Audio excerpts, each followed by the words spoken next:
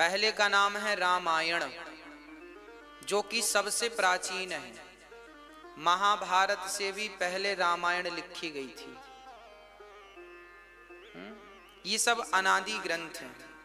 सबसे प्राचीन ग्रंथ है रामायण, जिसे श्री वाल्मीकि जी ने लिखा है। वाल्मीकि कृत रामायण। पर वो रामायण पूरी संस्कृत में है। उसे समझने वाले इस कलयुग में नहीं थे, उसका अर्थ करने वाले इस कलयुग में नहीं थे। राम का नाम घर घर लेने वाले इस कलयुग में लोग नहीं थे। तब वही वाल्मीकि जी इस कलयुग में गोस्वामी श्री तुलसीदास जी बन करके प्रकट भये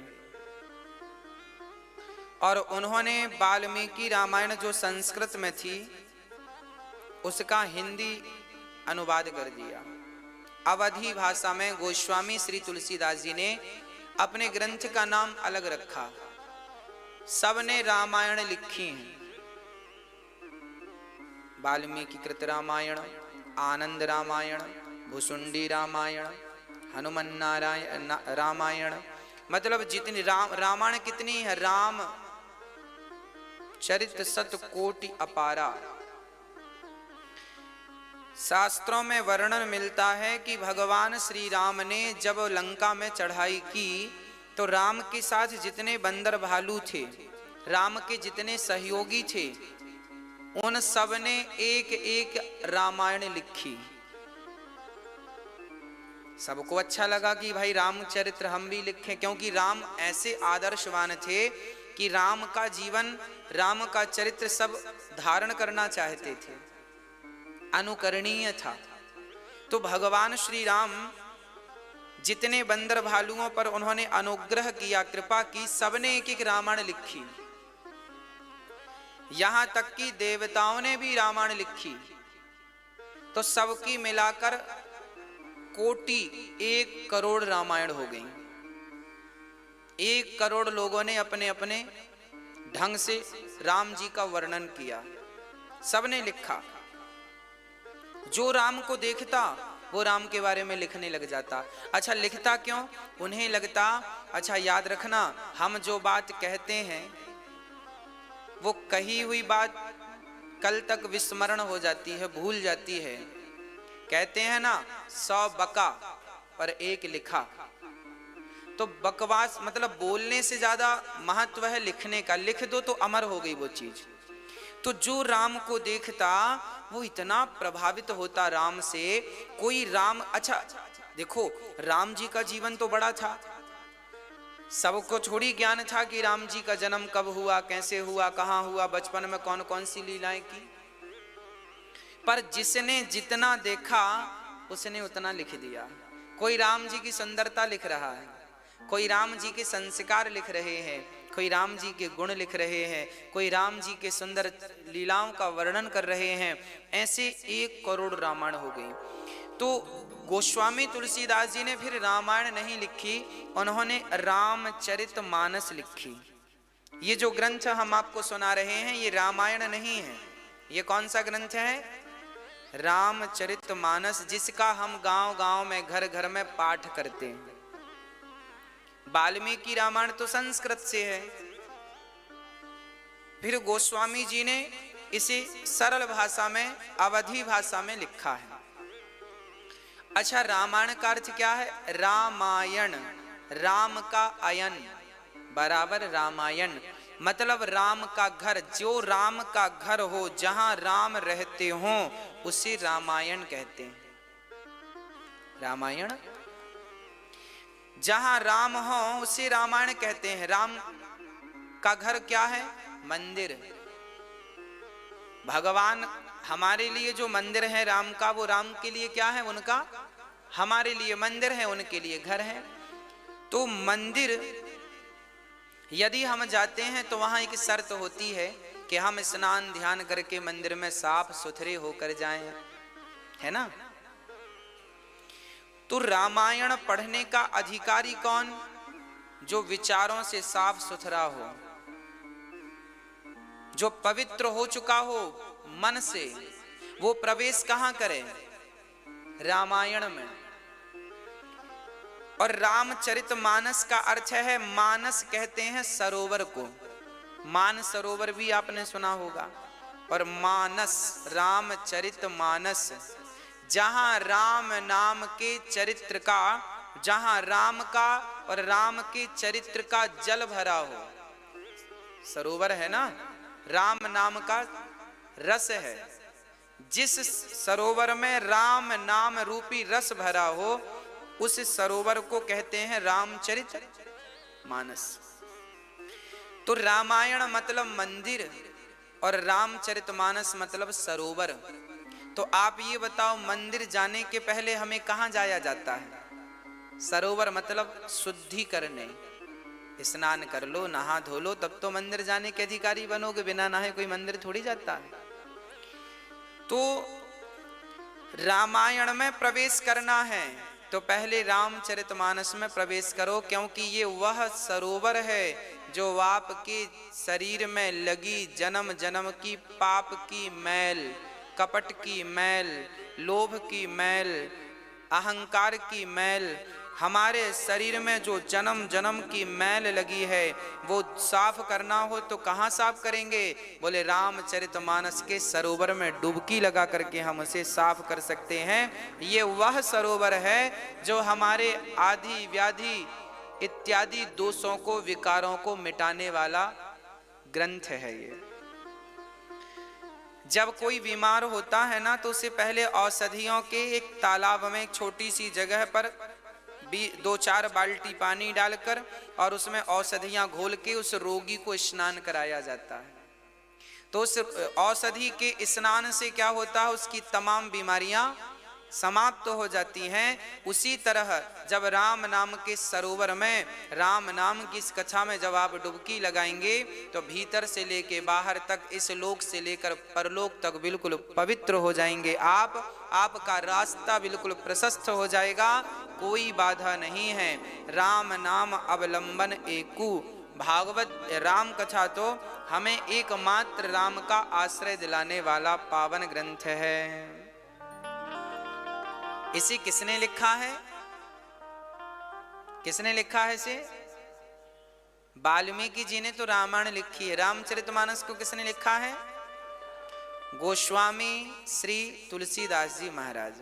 जब भी हम अपने बड़ों का नाम लिया करें तो उनका नाम बड़े आदर, बड़े सम्मान से लिया करें। गोस्वामी श्री तुलसीदास जी महाराज। कहने को तो ये भी हम लोग कहते हैं तुलसीदास जी ने, पर ये नाम शोभनीय नहीं है। हम ही उनका सम्मान नहीं करेंगे तो कौन करेगा? इसलिए जब भी, जहां भी आपसे, जब भी आपको राम का नाम लेना हो तो राम के नाम में पहले श्री राम लगाइए। श्री राम या सीताराम प्यार से लीजिएगा।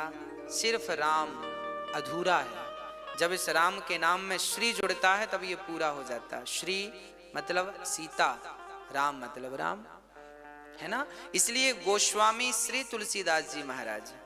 गोस्वामी तुलसीदास जी कौन थे? आत्माराम दुबे के पिता थे। इनकी मां का नाम हुलसी था। जब गोस्वामी तुलसीदास जी महाराज का जन्म हुआ 1589 संबत 1589 में आपका जन्म हुआ। लगभग आज से यदि हम गणना करें तो अभी 2000 चल रहा है, तो लगभग 500 वर्ष पहले, लगभग 500 वर्ष पहले श्री गोस्वामी तुलसीदास जी का प्राकट्य हुआ। कब हुआ? संबत तारीख लिखी है 1589। राजापुर गांव था उत्तर प्रदेश में। था क्या है? उत्तर प्रदेश में राजापुर ग्राम में गोस्वामी तुलसीदास जी का जन्म हुआ। अच्छा, जब जन्म हुआ तुलसीदास जी का तो जन्म लेते ही इनकी मां चल बसी। कुछ दिनों बाद इनके पिताजी चल बसे। फिर इन्हें किसी पड़ोसी ने पाला तो पड़ोसी भी निकल पड़े। अब गांव में हल्ला हो गया कि ये बच्चा तो शुभ नहीं है। अच्छा, गोस्वामी जी का जब जन्म हुआ था तो इनके 3200 दांत उपलब्ध थे। लोग अपशगुन मान रहे थे कि ये बच्चा जहां रहेगा वहां का नाश कर देगा। तो लोगों ने क्या किया, गांव का नाश ना हो जाए इसलिए बच्चे को गांव से ही निकाल दिया। गोस्वामी तुलसीदास जी को बचपन में ना तो माँ का प्यार मिला, ना तो पिता का प्यार मिला, ना तो भाई बहन का प्यार मिला, ना रिश्तेदारों का, ना पड़ोसियों का, किसी का प्यार नहीं मिला। तब इन्हें एक गुरु मिल गए, श्री नरहरिदास जी। तुलसीदास जी के गुरु जी का नाम था श्री नरहरिदास जी। इन्हें गुरु जी प्राप्त हो गए। किसी का प्यार नहीं मिला पर इन्हें गुरु जी का बड़ा प्यार मिला और गुरु जी ने इन्हें पढ़ा लिखा करके योग्य बनाया। याद रखना, जीवन में जब तक गुरु ना मिले तब तक जीवन किसी काम का नहीं है। भाई, हीरे की कीमत लगाएगा कौन? जौहरी। तो जब तक हीरे को जौहरी ना मिले तब तक हीरे की कीमत क्या है? कोई कीमत नहीं, पत्थरों की तरह पड़ा है। हीरा हीरा तो है पर जब तक जौहरी उसे तरासेगा नहीं तब तक उसकी कीमत नहीं। उसी प्रकार माँ बाप ने तो हीरा प्रकट कर दिया पर गुरु रूपी जौहरी तराश करके उसे कीमती बना देता है। गोस्वामी तुलसीदास जी को जब नरहरिदास जी मिले तो उन्होंने बढ़िया घिस करके अर्थात उनके हृदय को निर्मल करके ज्ञान का प्रकाश उनके भीतर भर दिया। और सुंदर सा समय देखकर गुरु जी ने एक लड़की से गोस्वामी तुलसीदास जी का विवाह कर दिया। पत्नी का नाम था रत्नावली। रत्ना इनका नाम था। पत्नी आई तो गोस्वामी तुलसीदास जी को पहली बार कोई मिला जो प्यार करने वाली थी। यथा पिता तो थे नहीं, माँ तो थी नहीं, कोई मिला नहीं। अब पत्नी से प्यार पाए तो बड़ा संतोष हुआ। वाह, बहुत सुंदर है। पत्नी का जब दर्शन किया, पत्नी से प्यार पाया तो गोस्वामी तुलसीदास जी को बड़ा अच्छा लगा। हृदय गदगद हो गया। तुलसीदास जी के साले शादी के 5-6 दिन बाद ले जाने की परंपरा है। लड़की चली जाती है तो तुलसीदास जी महाराज जब जाने लगे, तुलसीदास जी की पत्नी को भाई लेने आया, साले साहब लेके जाने लगे। तुलसीदास जी बोले, कहाँ जा रही हो? बोले, मायके जा रही हैं, कल लौट आएंगी, बस आज रात रह लेना। गोस्वामी जी बोले, ठीक है। तुलसीदास जी बोले, रहेंगे। पत्नी तो चली गई पर तुलसीदास जी सोच तो लिए थे कि रह लूंगा, पर उसके बिना एक रात वो रह ना सके। रात को ही उसकी याद आने लगी तो तुलसीदास जी रात को चलने लगे मिलने के लिए। पानी बरस रहा था, चल पड़े। पांव मिट्टी में धंसते हुए पानी गिर रहा था, आगे चलते गए। एक नदी थी, नदी में मुर्दा बहता जा रहा था। पत्नी के प्यार में इतने आसक्त थे कि वो हर जगह अपनी पत्नी को देख रहे थे। हर जगह अपनी पत्नी ही पत्नी दिख रही थी। अब तो मुर्दे को नाव समझ लिया तुलसीदास जी ने, और नाव समझ करके तुलसीदास जी उस मुर्दे को नाव समझ करके पार हो गए। और जब घर पहुंचे तो एक सांप पत्नी के कमरे में प्रवेश कर रहा था। तुलसीदास जी को लगा मेरी पत्नी ने रस्सी डाल रखी है मेरे लिए, तो सांप को पकड़ करके तुलसीदास जी चढ़ गए। रात के 2 बजे पत्नी को जगाया, सुनो रत्ना, सुनो रत्ना। पत्नी जागी, आप यहां कैसे आए? तुमने बुला लिया। रत्ना बोली, मैंने कैसे बुला लिया? बोले, तुमने नदी में नाव रखवाई और अपने घर में रस्सी बांध दी। मैं समझ गया तुम मुझसे बड़ा प्यार करती हो। पत्नी बोली, मैंने कब रस्सी बांधी? बोले, देखो तुम्हारे कमरे में बाहर की तरफ रस्सी लटक रही है। रत्ना ने झांक कर देखा तो काला नाग। डर गई और रत्ना ने जो जवाब दिया, स्वामी जी जितना प्यार आपने हमसे किया, जितनी लगन हमसे लगाई, इतनी भगवान से लगाई होती तो कल्याण हो गया होता। बस पत्नी के ये वचन थे कि हृदय विदीर्ण हो गया गोस्वामी तुलसीदास जी का। पलटते हुए तुलसीदास जी ने पलट कर नहीं देखा, उल्टे पांव जस के तस वापस आए और सब कुछ त्याग करके भगवान श्री राम के चरणों में आ गए और सीताराम सीताराम सीताराम सीताराम जपने लगे। गोस्वामी जी ने जपना शुरू कर दिया।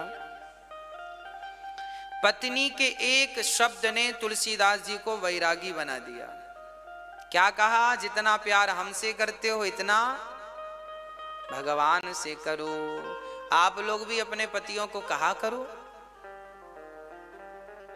कि हमसे प्यार करते हो भगवान से करो।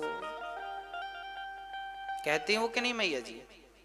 आपको डर लगता है सचमुच तुलसीदास ना हो जाए कहीं कह दिया और तुलसीदास हो गए तो, इसलिए माता नहीं कहती। तुलसीदास को तुलसीदास बनाने में उनकी पत्नी का बहुत बड़ा योगदान था। अच्छा, तुलसीदास जी इतने बड़े भक्त कैसे बन गए? तुलसीदास जी इतने बड़े भक्त इसलिए बन गए क्योंकि तुलसीदास जी अच्छे प्रेमी थे। जिनको प्रेम करना आ जाएगा वो प्रेम पवित्र हो जाएगा। तो गोस्वामी जी ने बड़े भाव से बड़े सुंदर ढंग से रामचरितमानस की आपने रचना की। बड़े सुंदर ढंग से आपने लिखा। क्या लिखा है गोस्वामी जी ने? गोस्वामी जी ने सबसे पहले श्लोक लिखे हैं। वर्णानाम अर्थ संघानाम। गोस्वामी तुलसीदास जी को भगवान का दर्शन किसने कराया पता है? हनुमान जी ने। और हनुमान जी का दर्शन किसने कराया? एक प्रेत ने कराया था। गोस्वामी जी रोज खुले में शौच करने जाते थे, तो शौच के बाद जो पानी बचता था उसे झाड़ियों में फेंक देते थे। रोज का नियम था, उसी रास्ते रोज जाना, पानी रोज फेंकना। उस झाड़ी में एक प्रेत रहता था, और जो प्रेत रहते हैं ना, भूत प्रेत, ये गंदा पानी ही पीते हैं, शौच इत्यादि का। तो लोग कहते हैं महाराज जी ये पहले भूत प्रेत ज्यादा थे अब कम क्यों? अब हमने कहा प्यास से मर गए सब। पहले लोग खुले में जाते थे शौच करने, बच्चा फेंक देते थे तो कुछ 2-4 बूंद इन्हें मिल जाती थी। अब सबके घर में टॉयलेट बन गई है तो सब प्यास से मर गए सब सब प्रेत मर गए। अच्छा है। गोस्वामी तुलसीदास जी रोज पानी फेंकते। एक दिन वो पानी डाला उन्होंने कि प्रेत वहां से प्रकट हो गया। बोला प्रेत, बाबा मैं तृप्त हो गया, तुमने मेरी रोज प्यास बुझाई है, अब मेरा मोक्ष होने वाला है। अब बताओ, तुमने मेरी सेवा की है, पानी पिलाकर बताओ मैं तुम्हें क्या वरदान दूं, कुछ मांग लो। तुलसीदास जी ने कहा भैया यदि कुछ देना चाहते हो तो मुझे राम का दर्शन करा दो। देखो सच कहता हूं, हमसे यदि मांगना आ गया तो भगवान को देने में बड़ा अच्छा लगता है। तुलसीदास जी प्रेत से बहुत कुछ मांग सकते थे, धन दौलत तो वो यूं ही चुटकियों में दे देता, पर तुलसीदास जी ने मांगा क्या? हमें राम का दर्शन करा दो। तब उस प्रेत ने कह दिया कि आप जब कथा सुनाते हैं तो वहां पर जो बूढ़े से बुजुर्ग से एक वृद्ध पुरुष आते हैं, कंबल ओढ़कर, मक्खियां पास में रहती हैं, बस उनके चरण पकड़ लेना। उस रूप में रोज आपकी कथा सुनने श्री हनुमंत लाल जी आते हैं। अब तो गोस्वामी जी दंग रह गए, हे भगवान, कथा सुनने रोज हनुमान जी आते हैं। हाँ, जहां कथा होती है ना वहां हनुमान जी जरूर। राम कथा सुनबे को रसिया, राम लखन सीता मन। हनुमान जी बड़े रसिया हैं कथा के, खूब प्रेम से कथा सुनते हैं। तुलसीदास जी रोज कथा सुनाया करते थे तो हनुमान जी सुना करते थे। अब की बार जब गोस्वामी जी ने कथा सुनाई तो तुलसीदास जी महाराज ने देखा कि सचमुच एक बुजुर्ग बैठा है, जब कथा पूरी हुई, सारे श्रोता प्रसाद लेकर जाने लगे, तो तुलसीदास जी ने व्यास पीठ से उतर करके हनुमान जी के चरण पकड़ लिए। बाबा हमें दर्शन दो और हमें राम का दर्शन कराओ। उन्होंने कहा, व्यास जी आप तो भगवान स्वरूप हैं, आपने तो कथा सुनाई और आप श्रोताओं की पांव पकड़ रहे हैं। हनुमान तुलसीदास जी बोले, बहानेबाजी मत करो प्रभु, आप बच के जा नहीं सकते, मैं समझ गया हूं आप भगवान हैं। तब हनुमान जी अपने यथार्थ रूप में प्रकट हो गए। तुलसीदास जी ने प्रणाम किया और हनुमान जी की कृपा से तुलसीदास जी को राम का ज्ञान हुआ। और अंत में गोस्वामी तुलसीदास जी चित्रकूट में बैठे थे। हनुमान जी से आज निवेदन किया कि आज हमें दर्शन कराओ। हनुमान जी बोले, राम तो आपके पास रोज आते हैं। अच्छा, तुलसीदास जी चंदन दान करते थे। चित्रकूट के घाट में भाई संतन की भीड़, तुलसीदास चंदन घिसे। चित्रकूट के घाट में तुलसीदास जी रोज चंदन घिसते थे और सभी को माथे पर लगाते थे, इस भाव से कि ये राम जी का माथा है, मैं तिलक राम को लगा रहा हूं। आप लोग रोज सवेरे चंदन भगवान को लगाते हैं कि नहीं? तुलसीदास जी ने भगवान को चंदन नहीं लगाया, क्योंकि तुलसीदास जी तो प्राणी मात्र में भगवान का दर्शन करते हैं, तो वो मानते हैं कि जब वो आपके माथे पर तिलक लगा देंगे तो जी भगवान के माथे में अपने आप तिलक लग जाएगा। इसलिए गोस्वामी तुलसीदास जी सबको चंदन लगाते। एक दिन सचमुच राम सीता आए और राम लक्ष्मण आए और चंदन लगवा के जाने लगे, तब हनुमान जी तोता बन के बोले, चित्रकूट के घाट में भाई संतन की भीड़, तुलसीदास चंदन घिसे, तिलक ले रघुवीर। आज गोस्वामी तुलसीदास जी को जब सुनाई पड़ा, हनुमान जी ने कहा, पकड़ो, जैसे हमें पकड़ा था ऐसे इन्हें पकड़ो। ये जो राजकुमार तुमसे चंदन लगवा रहे हैं साधारण बन के, यही भगवान है। अब तुलसीदास जी का ध्यान भंग हुआ और चरणों में गिर पड़े, तो भगवान श्री राम धनुष बाण लेकर प्रकट हो गए। तुलसीदास जी ने प्रत्यक्ष दर्शन कर लिया। बोलिए राजा रामचंद्र भगवान की जय। राम का आशीर्वाद श्री गोस्वामी जी को प्राप्त हुआ। इस कली काल में भी गोस्वामी तुलसीदास जी ने प्रत्यक्ष रूप में भगवान श्री राम का दर्शन किया है। जब तुलसीदास जी महाराज ने रामचरितमानस लिखी ना, तो तुलसीदास जी का बड़ा विरोध किया था विद्वानों ने। काशी में बड़ा विरोध किया, अरे तुमने हिंदी में क्यों लिख दी, संस्कृत में लिखना चाहिए थी। सारे विद्वान बोले, हम इस ग्रंथ को मान्यता नहीं देंगे।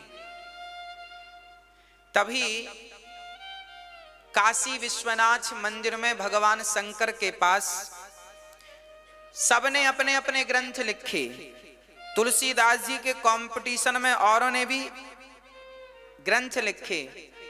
किसी ने कहा हमारे ग्रंथ को महत्व दो, हमारा ज्यादा पावरफुल है। किसी ने कहा हमारे ग्रंथ को महत्व दो, हमारा पावरफुल है।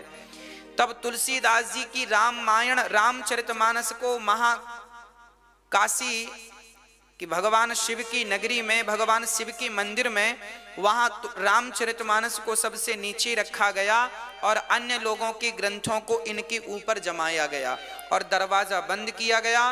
बोले सुबह जो ग्रंथ सबसे ऊपर मिलेगा उसी को मान्यता दी जाएगी, ना हम निर्णय करें ना आप निर्णय करो, निर्णय भगवान शंकर करेंगे। पूरी रात कीर्तन हुआ श्री राम जय जय राम का, और वहां सुबह जब देखा गया तो तुलसीदास जी की रामचरितमानस को भगवान शंकर ने नीचे से निकालकर ऊपर रख दी और अपने